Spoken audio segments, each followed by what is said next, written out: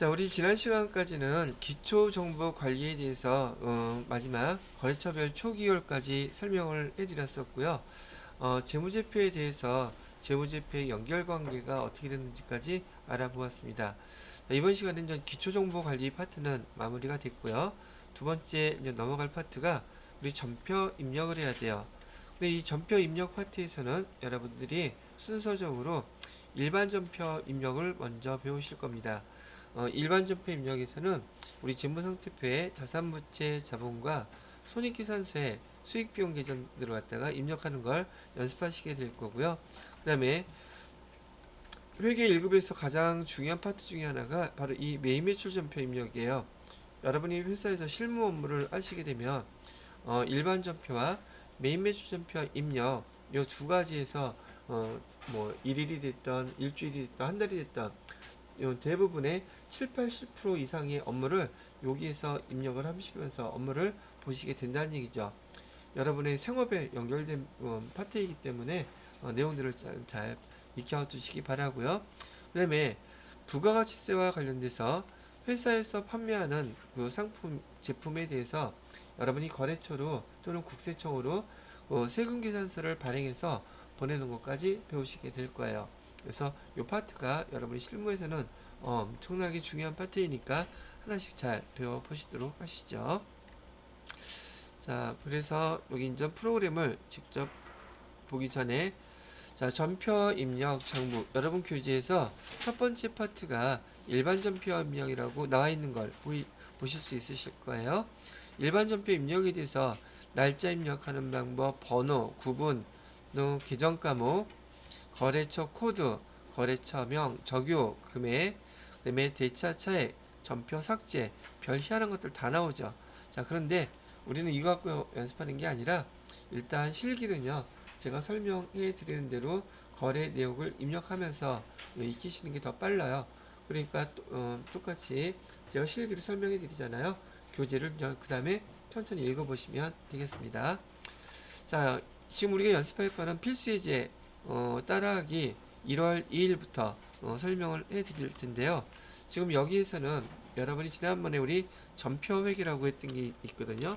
전표회계라고 부르는 항목이 있는데 여러분이 입력하는 전표는 크게 세 가지로 구분이 되어 있어요. 현금이 출금되는 금액 이걸 갖다 우리는 출금 전표라고 얘기를 해요. 출금 전표 입력. 출금 전표는 대변에 현금이 무조건 와 있는 거예요. 그러니까 차변만 쓰면 되겠죠. 이 코드 번호를 구분하게 될 텐데 출금 전표. 두 번째로는 입금 전표. 입금이라는 것은 차변에 무조건 현금이 온다는 뜻이에요. 그래서 입금 전표 두 번째 게 될 것이고요. 그 다음에 세 번째로는 대체 전표. 대체 전표라고 얘기하는 것은 현금 거래가 수반되지 않은 거래를 얘기해요. 또는 현금 거래가 일부밖에 안 되는 거래를 우린 대체 전표라고 부를 거거든요. 그래서 출금 전표라든지 입금 전표라든지 대체 전표에 대해서 회계상의 거래를 입력하는 방법을 제가 설명을 해드릴 거예요. 그래서 얘는 지금 기초 과정에서 처음 회계 프로그램을 입력해 보시는 것이기 때문에 제가 여기 문제에서도요, 출금 전표에 대한 예제, 입금 전표에 대한 예제, 대체 전표에 대한 예제 세 가지를 갖다가 여러분들한테 먼저 알려줍니다. 그래서 그 순서대로 따라서 한번 같이 해보도록 할게요. 자, 여기 날짜를 보시게 되면 지금 경영과 회계 기중은 1월 1일부터 12월 31일이라는 뜻이니까 여기 날짜는 다 1월 2일로 되어 있죠. 일반 전표 입력 메뉴에 입력을 해주세요 라고 되어 있네요. 자, 그러면 요 내용을 갖다가 보고서 제가 분기 먼저 해보고서 분기를 해보면서 화면에다가 입력하면 글씨가 작아서 안 보이니까 분기를 제가 여기다 먼저 써드릴게요. 그리고 그대로 입력하신다 생각하시면 되겠습니다. 자, 1월 2일 거래 한번 볼게요. 1월 2일 지금 여기서부터는 여러분이 앞에서 회계 이론 공부하신 거 있죠. 그게 공부가 제대로 안 돼 있으면 거래 입력을 못 하겠죠. 이거 하려고 배운 거예요. 프로그램 사용하는 방법은 되게 간단하단 말이죠. 자, 한번 볼게요. 1월 2일 본사 창고. 여러분들이 이제 문제 읽으실 때요, 본사인지 아니면은 공장인지 요 구분하셔야 돼요. 왜? 비용이라는 걸 기록하실 때 500번, 즉 공장에서 발생하는 비용 구분해서 기록을 해주셔야 되기 때문에 본사 것인지 공장 것인지를 구분하셔야 돼요. 여기 지금 본사라고 했으니까 비용을 기록하실 때 800번대 비용을 사용해야겠구나라고 판단하시라는 얘기예요. 연습이기도 하고요. 시험 문제 읽다가 이런 거 놓치는 경우가 많아요. 그러니까 눈에 탁 띄게 문제 읽으면서 필요한 것들은 이렇게 동그라미 또는 체크 표시 잘 해놓으시고요. 창고 화재와 도난에 대비해서 동부화재 손해보험에 가입하고 보험료 1년분 45만원 현금으로 지급했다. 그런데 여기에 단 비용으로 처리하시오 나와있죠. 이거 비용처리법이에요. 즉 보험에 가입했을 때 비용으로 기록하면 비용처리법, 자산으로 기록하면 자산처리법이에요. 그럼 여기 같은 경우에 보세요. 서면에 뭐라고 입력을 해야 계정을 선택하셔야겠느냐. 보험료 이게 선택해야 되겠죠. 보험 만약에 자산처리법으로 기록하려면 뭐라고 써야 돼요? 성급비용이라고 써야 돼요. 근데 여러분이 회계 1급 시험 문제에서는 요즘 트렌드가 자산처리법이 많이 나와요. 그래서 보험에 가입할 때 보험료라고 쓰면 비용처리법 여기 써놓을까요? 비용처리법. 만약에 자산처리법으로 기록하세요 라고 한 자산으로 기록하세요 되어 있다면 성급 비용이라고 쓰셔야 돼요. 이 계정 구분할지 아는지 모르는지 물어보는 거죠. 자, 그래서 지금은 여기 비용으로 쓰라고 했으니까 비용처리법으로 45만원 이렇게 쓰면 된다는 얘기고요. 대변에다가는 지금 보험료 현금으로 납입했다 그랬죠. 현금 45만원. 자, 이렇게 회계상의 거래를 우리가 분개를 했는데 대변에 거래 전체 금액 현금으로 다 나갔죠. 이걸 우리 뭐라고 부르냐면 출금 전표에다가 입력해야 되는 항목이라고 부른단 말이죠. 오케이? 그럼 이걸 어떻게 입력하는지 한번 보여드릴게요.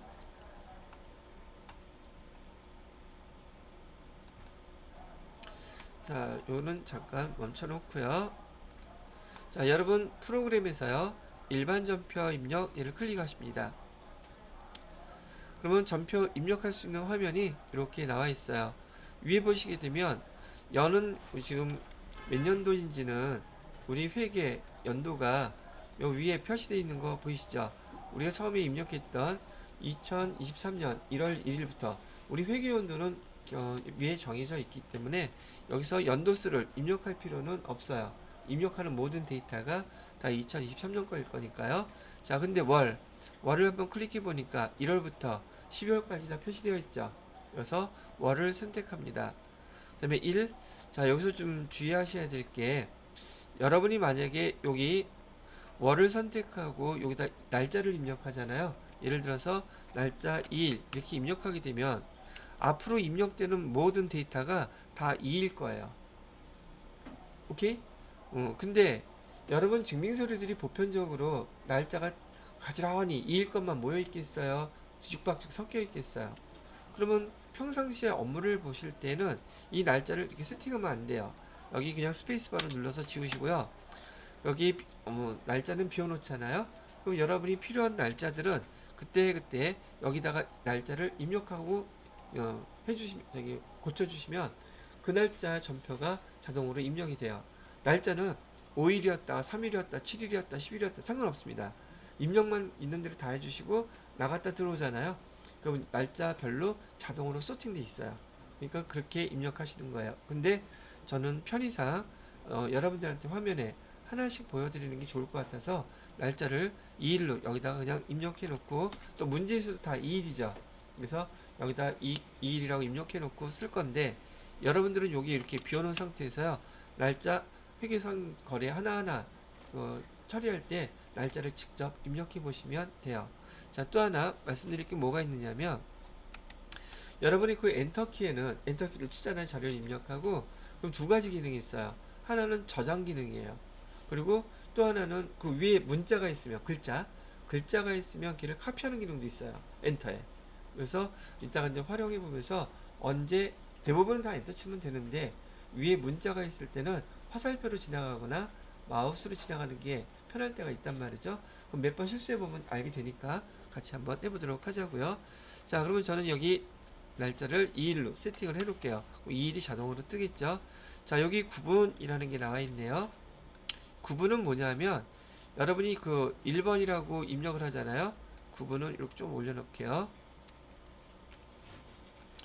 여기 구분은 입력 전표를 아니 출금 전표를 입력할 것인지 입금 전표를 입력할 것인지 차변 대변 대체 전표를 입력할 것인지 그거 구분하는 거예요. 여기에 대한 내용은 요 밑에 보시게 되면 구분 입력하세요 라고 코드 번호가 밑에 나와 있는 게 참고로 나와 있어요. 요거 보고선 입력하시면 돼요. 그래서 이 구분에다가 여러분이 숫자 1 이렇게 입력하시잖아요. 그럼 이거는 내가 출금 전표를 입력할 거예요. 출금 전표를 입력할 거라는 뜻이고요. 그럼 출금 전표의 뜻이 뭐라 그랬어요? 대변에 현금 나갔다고 현금이 자동으로 벌써 가 있어요. 그러면 나는 뭐만 입력하면 돼? 차변만 입력하면 된다는 얘기예요. 이해가 됐죠? 그 다음에 2번이라는 구분 코드를 입력하면 얘는 입금 전표예요. 입금 전표는 얘를 갖다 선택하는 순간 차변에는 무조건 현금 와 있는 거예요. 그러면 난 대변만 입력하면 되겠죠? 편의 기능입니다. 그 다음에 대체 전표인 경우에 대체 전표는 여기 입금 전표도 아니고 출금 전표도 아니기 때문에 우리가 배운 대로 내가 차변을 입력하고 싶다. 3번을 이렇게 코드를 입력하면 차변에다가 입력할 수가 있어요. 그 다음에 4번을 입력하게 되면 대변에 입력이 가능합니다. 코드를 갖다 앞에서 정해주잖아요. 차변, 대변 이 코드 번호 갖고 지정해 주는 거예요. 입력하실 때. 근데 항상 차변부터 입력해야 되나요? 항상 대변부터 입력해야 되나요? 그건 상관없습니다. 분계만 정확하면 되고요.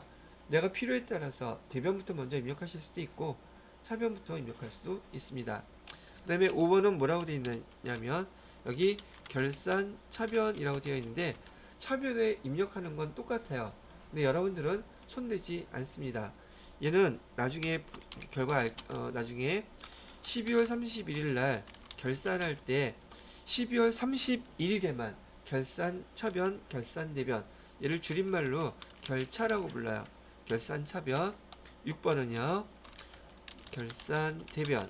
그래서 또 마찬가지로 12월 31일 결산 마지막 날 얘는 결대라고 줄임말로 나와 있을 거란 말이죠. 얘네들은 말이에요. 결산 차변, 결산 대변은 나중에 우리가 결산할 때 자동으로 분계되는 계정 코드 번호들이에요. 그래서 여러분들이 별도로 손댈 필요가 있다 없다? 없다 라고 얘기하는 거죠. 자, 그래서 지금 5가지인가요? 요 예제에서는 출금 전표 입력하는 것만 먼저 연습을 해보도록 하는 거죠. 자, 조금 전에 자, 요거 지울게요. 또 녹화 캡처 해놓을까? 이거 캡처 안 해놔도 되겠지, 이런 거? 캡처 해주세요. 손 없죠? 지울게요. 자, 그러면 결산 차변 여기 뭐죠? 차변 대변 입력하는 거 일일간에 보험료 했던 거 있었잖아요. 자, 얘는 보험료 현금으로 다 냈죠. 그러면 여기 구분은 뭐 입력해야겠어요? 1번 해야 되겠죠? 왜 출금이 1번인가요? 회사에서 돈이 나가는 경우가 많아요? 들어오는 경우가 많아요? 훨씬 많죠? 그래서 여기 1번을 해놓은 거예요. 출금이라고 입력하시고요. 그 다음에 계정 과목 차변에는 보험료였었죠. 여기 F2 누르셔서 계정 보험료 해보니까 보험료가 억수로 많이 나오죠. 근데 제가 아까 보험료는 몇 번 때 쓰기로 했어요. 비용 계정 환관비 800번 때 쓰기로 했던 거 기억나죠. 그래서 보험료 이렇게 하셔가지고 보험료가 되게 많은데 우리가 쓰는 코드 번호는요 500번대 아니면 800번대 두 가지만 씁니다. 나머지 600번대 700번대 쓰면 된다 안 된다? 이거 600번대 700번대 선택하는 순간 걔는 무조건 틀린 거예요. 아시겠죠? 그래서 지금부터는 우리 계정의 명칭을 사용하는 게 아니라 그 계정의 코드 번호가 중요한 거예요. 그럼 우리가 지금 아까 본사에서 보험 가입했다 그랬잖아요. 그럼 보험료 500번대 거 선택해야겠어요? 800번대 거 선택해야겠어요? 본사는 800번대니까 800번대 얘를 클릭하고 확인 누르면 보험료 나오죠? 자, 여기 거래처 아주 중요한데요. 일단 거래처는요 여러분이 배우셨던 채권 계정의 거래처에다가는 계정에다가는 반드시 거래처 입력합니다. 채권 계정이 뭐뭐 있어요? 여기에는 매출 채권이 있었죠. 매출 채권에는 외상 매출금 있었고요. 그 다음에 받으러옴이 있었죠.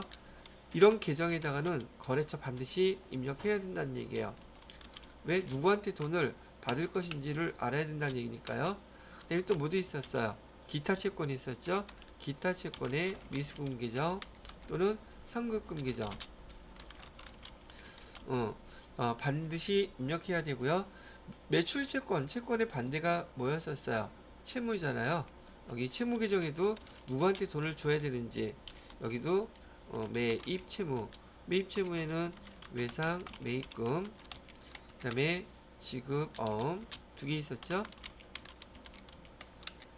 그 다음에 기타 채무, 기타 채무에 미지급금, 그 다음에 선수금, 이런 계정에다가는 반드시 거래처 입력한다. 머릿속에 기억할 때는 채권 계정, 채무 계정에는 반드시 거래처 입력한다. 아시겠죠? 반면에 지금처럼 나오는 수익 계정하고 비용 계정에는 거래처 입력하지 않습니다. 수익 계정, 비용 계정에다가는 거래처 입력하지 않는다. 이 거래처 입력해야 되는데 입력하지 않으면 감점이에요. 1점. 그러면 그거 감점 맞아서 69점 나오면 기분이 어떨 것 같아요? 상상에 맡길게요. 거래처들 잘 구분해서 입력하시기 바랍니다. 자, 보험료는 비용 계정이니까 거래처 필요 없죠. 자, 그다음에 적요란에는 제가 말하지 않는 한 여러분 적요는 손대지 않습니다. 적요 입력하지 말라는 뜻이에요. 근데 교재에서 보시게 되면 적요란이 다 입력이 되어 있어요. 신경 쓰지 않아도 돼요. 얘는 실무 업무에 가셔서 취업하실 때 하시고 난 다음에 그때 연습하셔도 돼요. 자, 그리고 계속 엔터 치고 가면은 지금 차변에 가서 더 이상 안 가죠. 그죠? 차변에 가서 싹 스톱돼 있어요. 여기에다가 보험료 얼마 입력하시면 되겠습니까? 보험료 얼마라 그랬어요? 45만원. 이렇게 45만원 이렇게 입력하시고 엔터 치면 여기 지금 오른쪽 대변에 현금이라고 자동 이렇게 떠 있죠. 그리고 얘가 회계 처리는 했지만 여기는 회계 처리에 대한 분계에 대한 입력하는 항목이에요. 여기는 회계 처리 입력하는 항목. 실제로 우리가 이 자료를 출력을 해서 윗분들한테 결제 맡아야겠죠.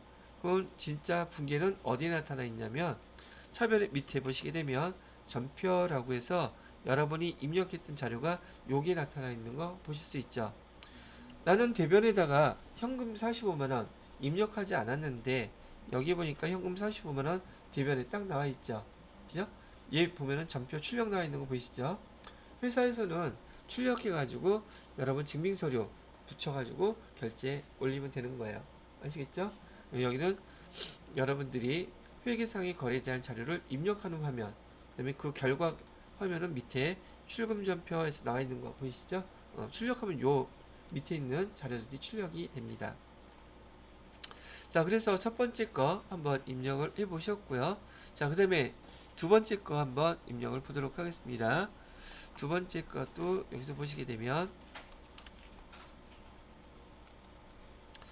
1월 2일 두 번째 거 포인트은행과 당좌 거래 약 계약을 했대요. 당좌 차할 한도는 200만원 체결하고 현금 40만원을 당좌 예금했다. 그러면 이 거래에서 여기 포인트은행과 당좌 거래 계약했다 그랬죠. 한도는 얼마? 200만원. 요거는 회계 우리가 분개할 거 있어요? 없어요? 이거 분개하면 안 되죠. 왜요? 계약은 회계상의 거래 아니죠. 그리고 회계상의 거래인 것은 현금 40만원을 당좌 예금했다고 얘기를 했어요. 그러면 현금은 증가했겠어요? 감소했겠어요? 감소했겠죠. 그럼 뭐는 증가해요? 당좌 예금 통장에다가 입금했을 테니까 당좌 예금은 40만원이 이렇게 증가할 거고요. 대변에 현금은 40만원이 은행에다가 줬겠죠. 근데 얘도 전체 거래 금액하고 현금이 똑같죠. 얘도 출금 전표 입력하면 되겠죠. 그래서 여기 1번 출금 전표 입력하시고 차변에 계정 과목인 당좌예금만 이렇게 기록하시고 40만원 이렇게 입력하시게 되면 두 번째 분계도 밑에 나와 있는 대로 자동으로 팅 돼 있는 걸 보실 수 있을 거예요. 되셨나요? 오케이. 자, 그 다음에 세 번째 거요. 영동의 외상매입금 중 130만 원을 거래처 당상상사에서 받아 보유하고 있던 자기합수표로 지급을 했대요. 자, 자기합수표는 우리가 받을 때도 현금으로 기록하고 이렇게 지급할 때도 현금으로 기록한다. 알고 있는지 물어보는 문제예요. 당연히 알고 있죠? 그럼 외상매입금을 갚았대요. 그럼 차변에 뭐라고 써야 되겠어요? 외상매입금 써야겠죠? 차변에 외상매입금 금액은 얼마? 130만원 이렇게 쓰면 되겠죠. 근데 외상매입금은 부채 계정이죠. 채무 계정이에요. 못 써줘야 돼요. 누구 거 갚았는지 거래처 반드시 써주셔야 된다는 얘기예요. 여기 거래처 누구라고 써줘요? 주식회사 영동 이렇게 구분해서 써주셔야 될 것이고, 대변에는 자기합수표 준 거니까 자기합수표는 뭐라고 써줘요? 대변에 현금 써주셔야겠죠. 그리고 현금 130만원 이렇게 써주면 돼요. 근데 얘도 현금이 전체 금액 거래하고 똑같죠. 그러니까 얘도 출금 전표하고 외상매입금만 입력해 주시면 되겠다는 얘기예요. 자, 그러면 얘도 입력해 볼게요. 자, 여기도 똑같이 출금 전표로 하시고요. 차변에 외상매입금 거래처는 영동 이렇게 표시를 해주시라고요. 금액은 130만원 이렇게 써주시면 거래처가 완성이 됐어요. 회계 처리가 됐어요? 혹시 제가 속도가 빠르다고 생각하면 저한테 손 이렇게 좀 들으세요. 그 다음에 이렇게 제가 입력했던 거래 내역들은 여러분 교재 설명에 아주 자세하게 분기까지 설명되어 있는 거 아시죠? 그래서 제가 설명한 거 쭉 보시고 나서 따라 하시면서 복습할 때는 계정 하나하나 정확하게 그 금액 잘 입력됐는지 꼭 반드시 확인하셔야 됩니다. 아시겠죠? 자, 그 다음에 네 번째 거 보도록 할게요. 충무상사에 150만 원을 대여 돈 빌려줬대요. 6개월 후 상환 조건 현금으로 지급했다고 하면 지금 6개월 1년 이내니까 돈 빌려줬을 때 뭐라고 차변에 기록하면 되겠어요? 차변에 그쵸? 단기 대여금. 단기 대여금은 나중에 누구한테 받아야 될지 거래처 써주셔야겠죠. 자, 금액은 150만원 빌려줬대요. 150만원. 대변에 현금으로 빌려줬으니까 현금 150만원 이렇게 기록하면 돼요. 자, 근데 얘도 현금이 거래 전체 금액하고 같죠. 그럼 얘도 출금전표를 하면 되겠구나. 네, 맞습니다. 자, 그래서 여기 1번 출금 해놓고 단기 대여금 기정 해보시면 단기 대여금 거래처는 어느 거래처였었어요? 단기 대여금 충무상사였었죠. 여기 근데 여기 그 거래처 입력하실 때요, 여기 잠깐 보세요. 거래처 입력할 때 F2 눌러서 그 충무상사 이렇게 저기 찾았잖아요. 그죠? 근데 거래처가 되게 많으면 불편할 거란 말이죠. 그래서 여기다가 두 글자만 충무 이렇게 쓰고요. 엔터 치면 충무상사만 딱 떠요. 이렇게 이용하는 방법도 있어요. 충무상사 써주시고요. 금액은 150만원 이라고 돼 있죠. 150만원 쓰시면 돼요. 자, 그 다음에 다섯 번째 건가요? 이번에는 생산부서 직원의 여기 생산부서 직원이라 그랬어요. 생산부서 체크해놔야죠. 야근식 때래요. 직원들의 야근식 때는 계정 뭐라고 써야 되죠? 복리후생비 써야 되죠. 자, 봐요. 복리후생비 쓸 때 차변에 여기 차변에 복리후생비. 근데 얘는 문자란 말이죠. 복리후생비 여러분이 조회하시게 되면 아까처럼 500번부터 800번까지 복리후생비가 주르륵 뜰 거예요.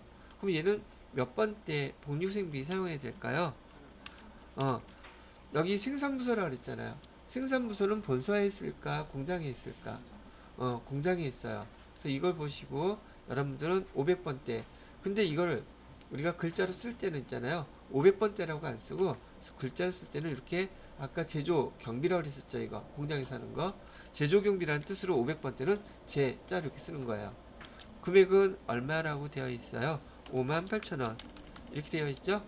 자, 그러면 지금 우리는 여기 현금에 대한 것을 여기 뭐 출금전표 배우는 거기 때문에 대변에 이 58,000원만큼만 현금 해놓고 58,000원 이렇게 해서 기록하게 된다면 얘도 출금전표로 하면 되겠죠. 근데 얘는 거래가 하나가 아니라 두 개예요. 또 뭐도 있어요. 매출거래처라고 직원들하고 식사한 거 계정 뭐라고 써야겠어요? 거래처니까 접대비 써야겠죠. 접대비인데 얘도 500번이에요? 800번이에요? 매출거래처는 매출 어디서요? 공장에서 하는 거예요? 본사에서 하는 거예요? 즉 영업부 소속이 있거든요. 얘는 영업부는 본사에 있는 것이지 공장에 있는 게 아니에요. 그래서 매출거래처라고 하면 대리점 같은데 영업부서하고 연결된 부서입니다. 그래서 얘는 500번대가 아니라 몇 번대로 해야 되겠다? 800번대로 해야 되겠다. 글자로 쓸 때는 가로에 놓고 판 이렇게 쓰는 거예요. 판관비의 줄임말입니다. 금액은 얼마라고 그랬어요? 32,000원. 그럼 얘도 대변에다가는 현금 이렇게 되겠죠. 현금 32,000원. 얘도 출금전표로 기록하시면 되겠네요. 오케이? 자, 해보겠습니다. 자, 출금전표로 해주시고요. 첫 번째 복류생비 500번대로 해주셔야겠죠. 복류생비는 58,000원이라고 했네요. 자, 두 번째 똑같이 출금전표 해주시고요. 이번에는 접대비 800번대로 해주시면 되겠고요. 금액은 32,000원 이렇게 해주셔도 돼요. 됐죠? 자, 이거 앞으로 나올 거긴 한데요. 참고사항으로 지금은 현금 기준으로 해서 이렇게 입력을 하시잖아요. 그럼 전표가 몇 장 나오겠어요? 두 장이 나와요. 따로따로니까. 그런데 실제 업무에서는 이 전표를 한 장으로도 출력할 수가 있어요. 어떻게 입력하면 되느냐면 차변에 지금 복리 후생비 여기는 제조 거였었죠. 58,000원 이렇게 해주시고요. 대변에다가는 현금 금액 합친 거 얼마가 되냐면 8만 9만원인가 이렇게 하면 9만원 두 개 합친 거 현금은 똑같으니까 쓰시고요. 여기 또 접대비 여기 판관비였죠. 이렇게 해주시고 32,000원 이렇게 해서 차변에 두 개 입력하시고요. 대변에 맨 마지막에 현금 이렇게 입력하시잖아요. 밑에 여기 분기될 때 한 장으로 다 딱 나와요. 그럼 이렇게 현금이 다 나갔으면 얘는 출금전표로 해야 되는 거 아닌가요? 물어볼 수도 있잖아요. 출금전표로 안 하고 이렇게 묶어서 하게 되면 현금이 다 나갔음에도 불구하고 여기는 대체전표로 쳐져요. 그래도 상관없어요. 이게 중요한 게 아니니까 회계 담당자들은 전표 그 금액만 정확하게 처리되면 되는 거란 말이죠. 그러면 이렇게 지금 입력한 거를 갖다가 제가 여러분들한테 입력한 거 보여드릴 테니까 지금은 이 상태는 전표 번호가 여기 보시게 되면 전표 번호가 5번, 6번 다르게 돼 있죠. 즉 전표 종이 입력한 게 서로 다르다는 뜻이에요. 얘를 제가 전표 한 장으로 입력해 볼게요. 이때는 차변부터 이렇게 입력하는 거예요. 차변 511번 복류생비 58,000원. 그 다음에 또 엔터 치면 차변 그대로 복사가 돼요. 자, 그 다음에 접대비라고 그랬죠. 접대비 32,000원. 자, 이렇게 하니까 여기 지금 대차 차익 떠 있는 거 보이시나요?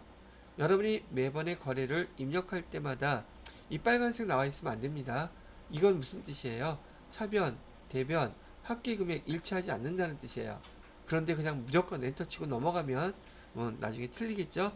자, 그 다음에 대변, 현금 계정 이렇게 입력하게 되면 차변, 대변 이렇게 해서 클릭해 볼게요.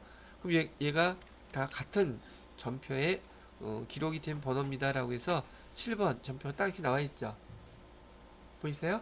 그 다음에 여기 분기된 거 보세요. 분기되는 거 한 장의 전표에 이렇게 딱 입력되어 있는 것도 보이시죠? 출력하면 요 그대로 다 나오겠죠. 그래서 이거는 여러분이 편의에 따라서 입력하시면 되고 실무에서는 이렇게 입력하셔요. 회사에서는 시험 문제에서는 지금 여기 우리 뭐 연습하고 있어요? 출금 전표 여기 연습하고 있죠. 그래서 그냥 현금으로 처리한 거야. 출금으로. 그리고 이 전표는 지금 들어가 있으면 금액이 우리 합계 금액이 틀려지겠죠. 여기 보시게 되면 네모 박스에다가 클릭하시게 되면 같은 전표 번호는 한꺼번에 쭈르륵 표시가 돼요. 그리고 얘를 없애버릴 때는 위에 휴지통 모양 보이시죠? 이걸 누르세요. 그러면 세 건 요거 없앨까요? 네, 싹 없어지죠. 여러분이 수정할 생각하지 마시고 잘못 입력했으면 지금처럼 없애버리고 지워버리고 다시 입력하시면 돼요. 아시겠죠? 자, 좀 쳤으니까 잠깐 쉬었다가 다음 거 계속 설명을 해드리도록 하겠습니다. 녹화할게요. 여러분이 입력했던 내용들에 대해서 이 교재에서는 분기에도 밑에 설명도 아주 조근조근 잘 해놨죠. 한 글자도 빼놓지 말고 처음 접해보는 전산회계 교재이기 때문에 내용들 다 읽어보시기 바래요. 저는 여기서 뼈대되는 거, 여러분들이 시간이 많이 걸릴 것들을 주로 설명해 드리는 것이니까요. 디테일한 것들은 밑에 읽으시면서 꼭 확인을 해보시기 바란다는 얘기죠. 자, 그 다음에 입력해야 될 항목이 또 뭐가 나왔나 봤더니 이번에는 이제 1월 3일 거래예요. 1월 3일 거래에 대해서도 제가 여기서 한 번씩 설명 분기에 써드리면서 저도 같이 입력을 해보도록 할게요.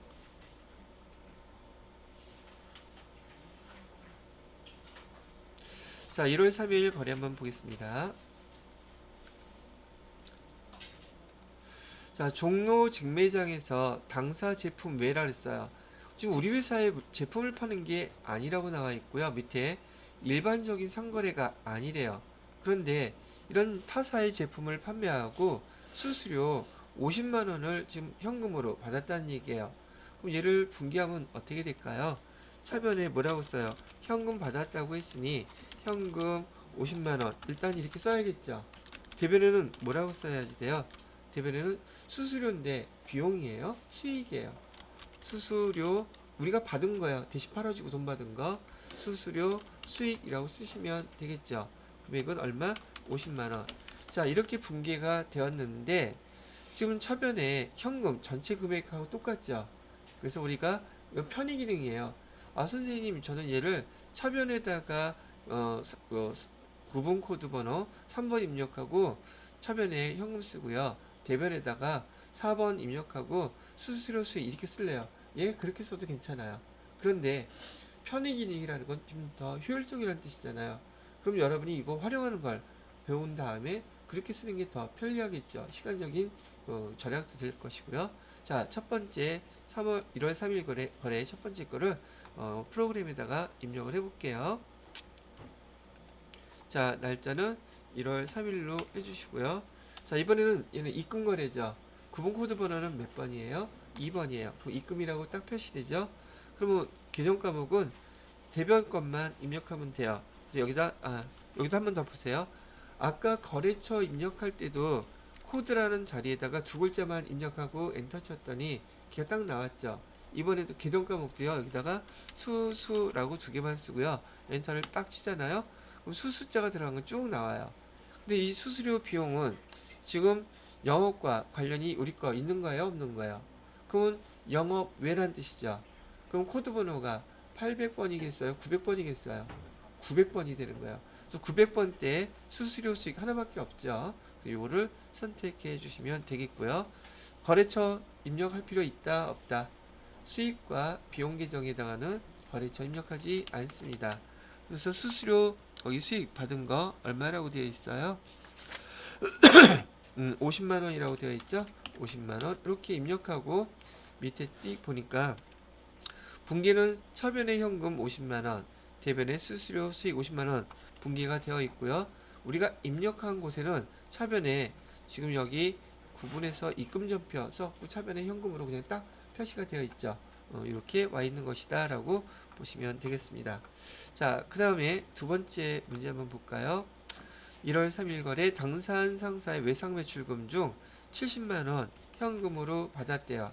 그럼 얘는 분기할 때 차변에 현금 들어왔으니까 70만원 이렇게 할 것이고요. 자, 대변에다가는 여기 외상 매출금 회수한 거죠.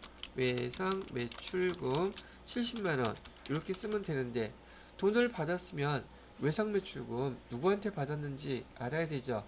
얘는 매출 채권이니까 거래처 써주셔야겠죠. 자, 똑같이 입력을 해보도록 할게요. 자, 얘도 마찬가지로 입금 전표로 해주시면 되겠고요. 거래처는 계정은 외상 매출금, 거래처는 어디서 받았다 그랬어요? 당산, 여기다 당산 이렇게 해서 띵 치면 단상사스 나오죠. 해서 금액 50 금액 얼마나 했지? 70만 원 이렇게 입력해 주시면 된다는 얘기예요. 근데 아까 뭐 잘못 입력, 출금이 아니라 입금이죠. 입금 이렇게 입력해 주시면 되겠습니다. 자, 세 번째 거 거래 볼까요? 세 번째 거는 현금 80만 원을 보통예금 통장에서 인출했대요. 그러면 현금은 지금 생겼겠죠? 그럼 차변에 현금 써주시고요. 차변에 현금 80만 원 인출한 거 써주시면 되겠죠? 대변에다가는 자, 보통예금 잔고는 줄어들었겠죠? 보통예금에서 잔고 80만 원 이렇게 써주시면 돼요. 그런데 이도 현금이 전체 거래 금액하고 같으니까 현금이 입금된 것으로 해서 입금 전표로 쓰시게 되면 편리하겠네요. 그래서 여기도 입금 전표, 그 다음에 보통예금에서 자, 여기 잠깐 보세요. 여러분이 계정에서 보통예금 딱 하고 계속 엔터 치고 이렇게 넘어가죠. 근데 엔터에 제가 카피 기능이 있다 그랬죠. 위에 거 카피된 거 지금 있었죠. 선생님 이거 어떻게 지워요? 지우개로 지우면 돼요. 화이트로 지우든지. 여기 커서 이렇게 옮긴 다음에 또는 마우스로 클릭한 다음에 스페이스바를 지우면 이렇게 전체가 다 지워져요. 스페이스바가 딜리트 기능 키 있으니까요. 이렇게 활용을 해주시면 되고요. 여기 회계 프로그램은 다른 일반 프로그램하고 조금 달라요. 그래서 예전에 뭐 워드 아래 한글이라든지 엑셀에서 쓰던 그런 키보드들 있잖아요. 정확하게 알지 못하면 안 쓰는 게 좋습니다. 배우고 난 다음에 쓰시는 게 더 낫겠고, 회계 프로그램은 되게 중요한 프로그램인지라 잘못 입력하거나 잘못 건들면 망가져요. 망가지면 여러 사람 골치 아파지거든요. 그래서 모르는 기능은 어떤 사람은 모험심이 아주 강하게 투철해서 이것저것 막 눌러봐. 그러다가 그 프로그램 꼬이면 욕 바가지로 먹겠죠. 망쳐먹는단 말이죠. 지금 제 생활 얘기해 주는 거예요. 저도 그냥 궁금하면 막 이것저것 눌러보거든요. 조심한다고는 하지만 여러분은 굳이 않는 게 좋아요. 기능을 정확하게 배운 다음에 눌러보세요. 어디서는 회사에서는 여기서는 대충 눌러보세요. 일단은 그래서 알아야 되기 때문에 교재를 읽어보라고 말씀을 드리는 거예요. 그 기능 설명이 잘 나와 있으니까.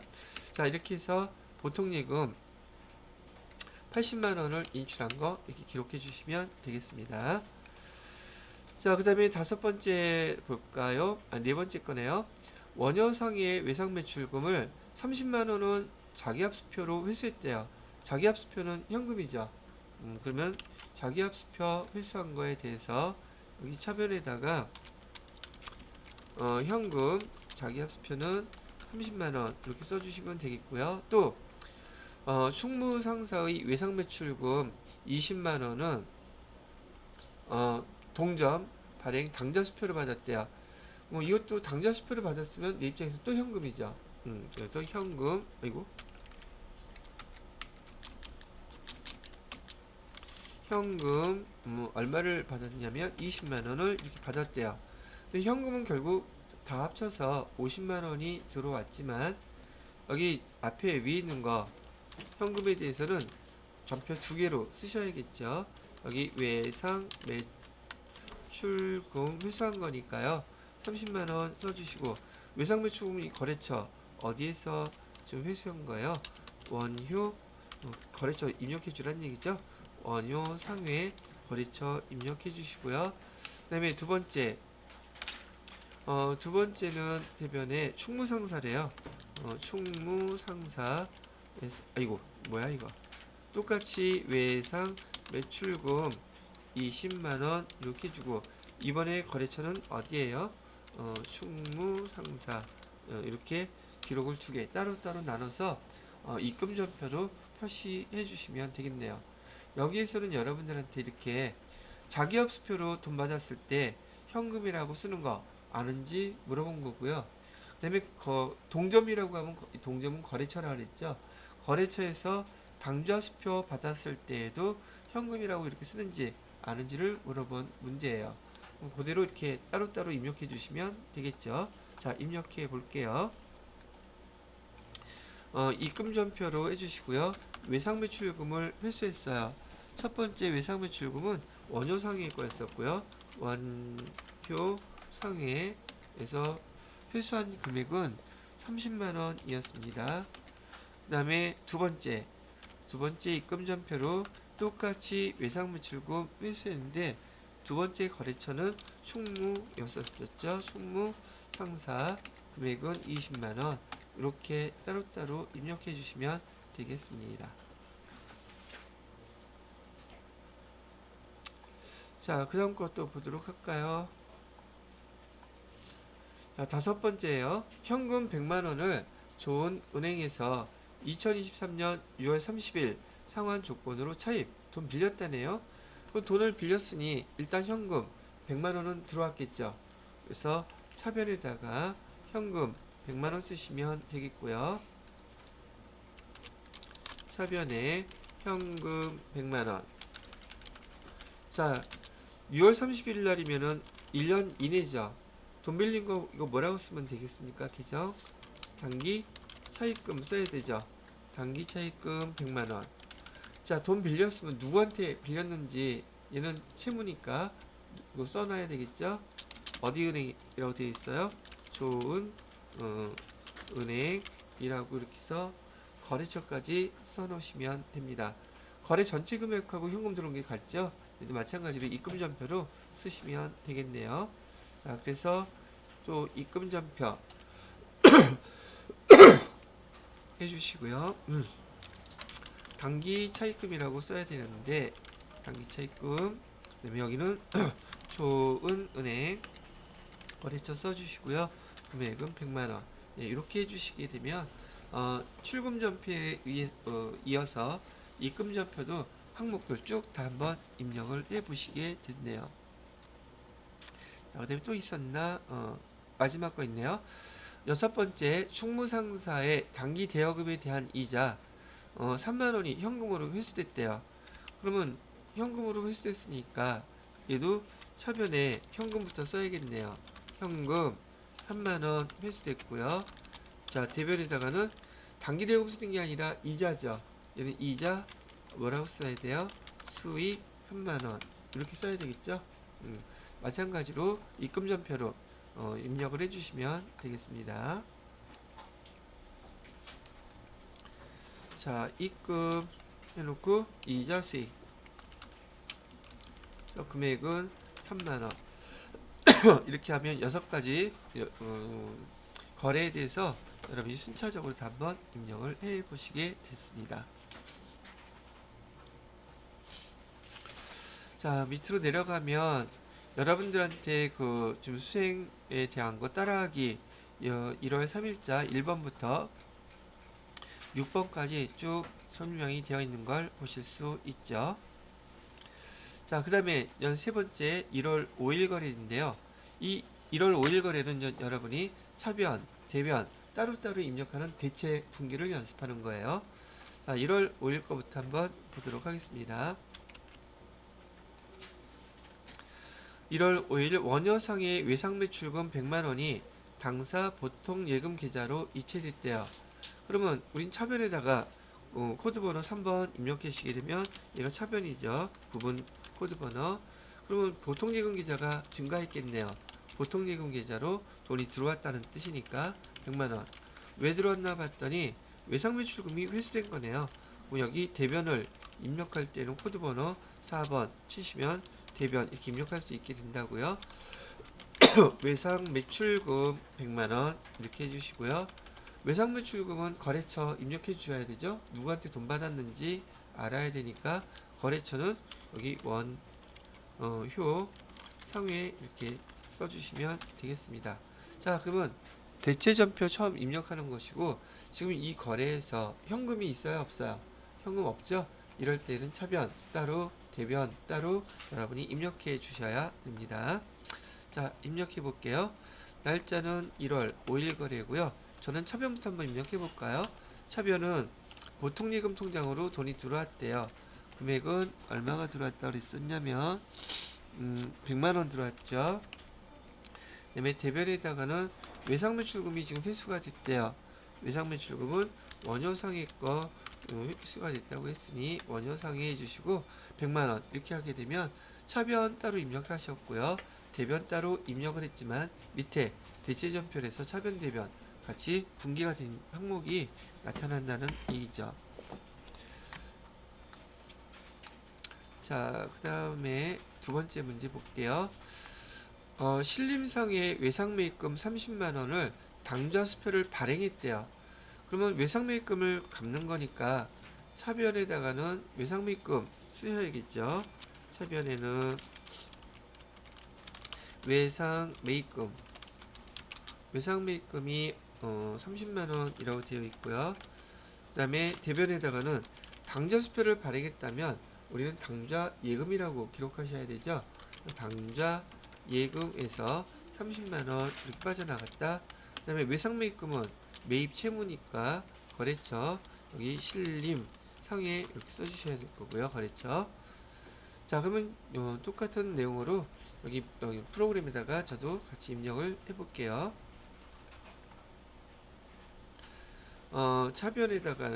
차변에다가는 지금 외상매입금 갚은 거고요. 여기는 신림상해. 금액은 30만원. 자, 대변에다가는 우리 당좌 예금에서 나갔으니까 30만원. 이렇게 입력해 주시면 1월 5일 두 번째 거래도 입력이 됐네요.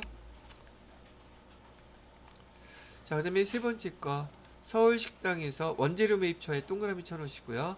원재료 매입처는 우리 공장과 관련된 비용이에요. 그래서 500번대 비용 사용하셔야지 돼요. 원재료 매입처 생산부장과 식사했다고 했으니까 계정은 접대비인데 접대비가 500번대이겠다 800번대이겠다 500번대 접대비 써줘야겠구나 라고 알고 계셔야 되고요. 자, 분기할 때 차변에다가 접대비 해놓으시고요. 금액은 14만원 이렇게 쓰시면 돼요.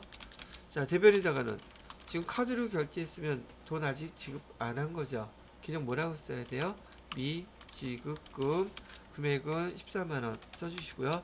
중요한 거, 이 미지급금의 거래처는 신용카드로 결제했을 때 반드시 어디로 써놔야 된다?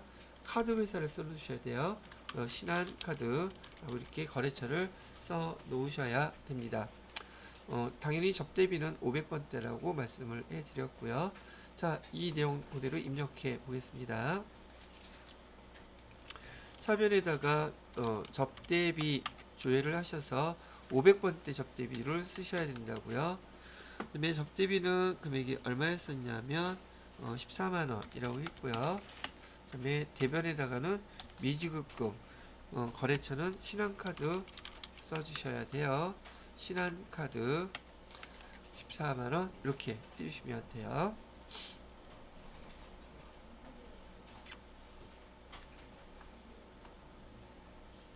자, 그 다음에 네 번째예요. 해외 지점 개설 목적으로 대표이사네요. 대표이사가 국외 출장 왕복 항공료 200만원을 법인카드로 결제했대요. 그러면 지금 얘는 출장 가는 거잖아요. 왕복 항공료 계정 뭐라고 써야겠어요? 여비 교통비라고 쓰시면 되겠고요. 그 다음에 대표이사는 본사 소속이겠어요? 공장 소속이겠어요? 본사니까 여비교통비 해놓고 500번대, 800번대 골라야 되겠죠? 800번대로 여비교통비 쓰시고 법인카드로 결제를 했으니 미지급금 쓰는 건 똑같을 거고요. 자, 그래서 분기를 하시게 되면 차변에 여비교통비 가로 해놓고 얘는 800번대 판관비 계정으로 쓰세요. 그다음에 200만원 대변에다가는 카드로 결제했으니까 미지급금 그 다음에 금액은 200만원 그 다음에 거래처는 어디로 쓰면 돼요? 여기 신한카드 이렇게 써주시면 됩니다. 지금 여러분들이 연습하는 건 앞으로 계속 쓰는 게 다 똑같아요. 이렇게 인정 계정들을 연습하는 것만 달려있는 겁니다. 이런 내용은 다 어디서 배우셨어요? 앞에서 이론 공부할 때 배웠던 것들이죠. 지금 그거를 여기다가 프로그램을 통해서 기록하는 방법을 배우는 거예요. 프로그램 사용법. 자, 그러면 이렇게 기록해 주시기로 하고요. 분기를 또 해봐야 되겠죠.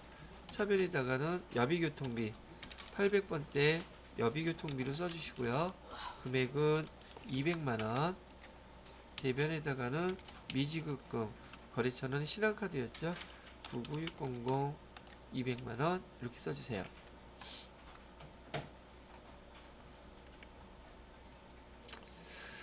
자, 그 다음에 5번째 보시게 되면 사무실에서 사용할 난방기, 이게 뭐라고 써야 되겠죠? 사무실에서 사용할 난방기 뭐라고 쓸 거인가요? 비품이라고 써야 되죠? 사용 목적이잖아요. 난방기니까 차변에다가 차변에다가 비품 쓰시고요. 금액은 86만원. 자, 대금은 월말에 지급하기로 했대요. 그러면 대금은 월말에 지급하기로 했으니까 계정 뭐라고 쓰셔야 될까요? 얘는 미지급금이라고 쓰셔야겠죠. 86만원 이렇게 해주시고, 물론 거래처는 여기 김포 거래처를 써주셔야 되겠네요. 자, 여기 그대로 입력을 해볼게요. 자, 차변에다가 비품 이렇게 해놓고 금액은 얼마예요? 금액은 86만원. 자, 그랬더니 고정자산 간편 등록이라고 해서 이런 게 나오는데, 여러분 아직 고정자산에선 안 배웠기 때문에 얘 무시합니다. 그냥 ESC 누르고 넘어가시면 돼요. 그 다음에 대변에다가는 돈 미지급금 써놓으시고요. 미지급금 누구한테 줘야 돼요? 김포한테 줘야 된대요. 거래처 김포. 그래서 86만원 써주시면 되네요. 자, 그 다음에 1월 5일 6번째 거래죠. 단기 매매 차익을 목적으로 타회사죠. 상장 주식, 창조의 주식 200주 액면가액, 지금 우리가 단기 매매 주권이라고 쓸 건데 액면가액은 의미가 있어요, 없어요? 이건 신경 쓰지 말라 그랬었죠. 얘는 잊어버리시고요. 한 주당 4,200원에 샀대요. 200주를 한 주당 4,200원에 샀고요. 자, 그 다음에 그 증권 매입 수수료 나와 있죠. 자, 그러면 우리 단기 매매 증권 할 때 뭐 주의하라 그랬어요? 취득할 때 차변에 단기 매매 증권은 얼마예요? 2 하면은 84만원 나오죠. 84만원 이렇게 써주시고, 그 다음에 수수료 비용은 반드시 얘는 별도로 써주셔야 됩니다 라고 얘기해 드렸어요. 수수료 비용은 얼마 나왔어요? 15,000원. 이 전체 금액은 85만 5천원인데 얘를 당좌수표 발행해서 지급했대요. 그럼 대변에다는 뭐라고 써야 돼요? 당좌 예금이라고 쓰고 금액 합쳐서 85만 5천원 이렇게 나오겠죠. 여기서 이 수수료 비용, 얘는 영업과 관련이 있는 거라 그랬어요? 관련 없는 거라 그랬어요? 그러면 얘는 900번대 사용해야 되겠죠? 이렇게 순차적으로 정리하셔서 입력해 주시면 되겠습니다. 자, 그럼 저도 입력을 해볼게요. 차변에 단기 매매 증권 84만원 써주시고요. 또 차변에 수수료 비용이라고 써주시는데 얘는 900번대라고 얘기해 드렸죠. 금액은 15,000원. 그 다음에 대변에다가 현금이 아니라 당좌예금으로 수표로 발행했다고 그랬으니까 85만 5천원 이렇게 해서 입력을 해주시게 되면 이것도 입력이 끝났어요.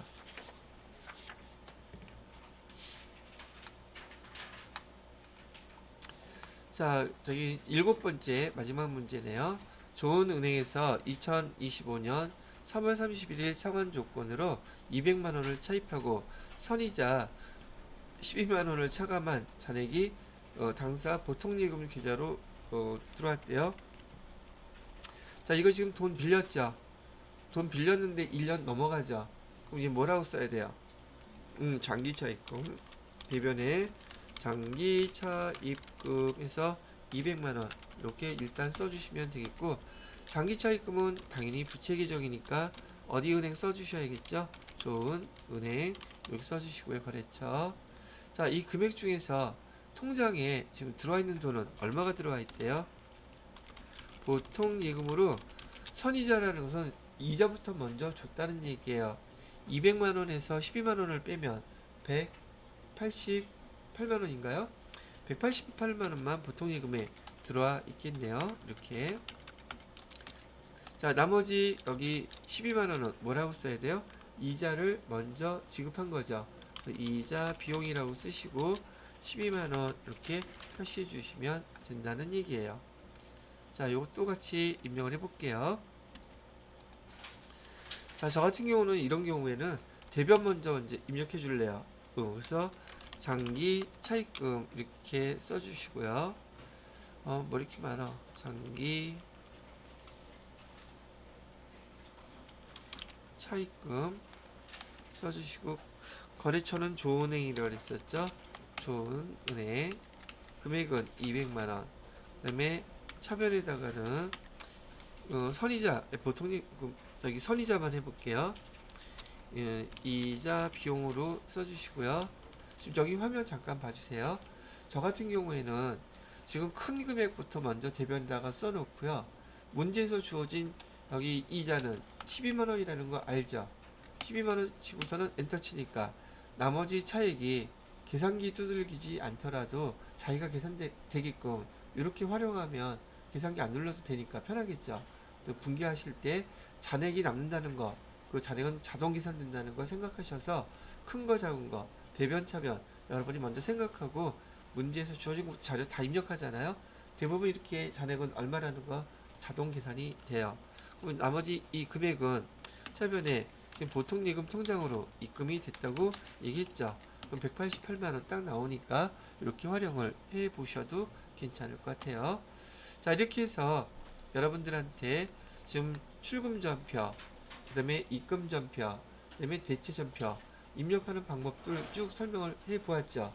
근데 여지껏 입력했던 내용을 보아하니 뭐 특별하게 안 배운 것들 거의 없죠. 즉 앞으로는 앞에서 배웠던 내용들을 이렇게 연습만 하시면 되겠고, 급수가 올라가거나 여기 회계 1급에서 안 배운 파트가 나오게 되면 그 파트만 잘 복습하시면 되는 거예요. 일반적인 내용들은 지금 여러분이 여기 입력해 보셨던 것처럼 큰 범위 뭐 어렵지 않게 계속 반복해서 나올 것들이니까, 마찬가지로 한번 이렇게 제가 설명을 해드렸으면 교재 뒤편에 있는 내용들 분계, 그다음에 거래처 입력된 거, 거기에 대한 추가 설명 꼼꼼하게 다 읽어보시기 바랍니다. 자, 저는 여기서 일단 마무리 짓기로 하고요.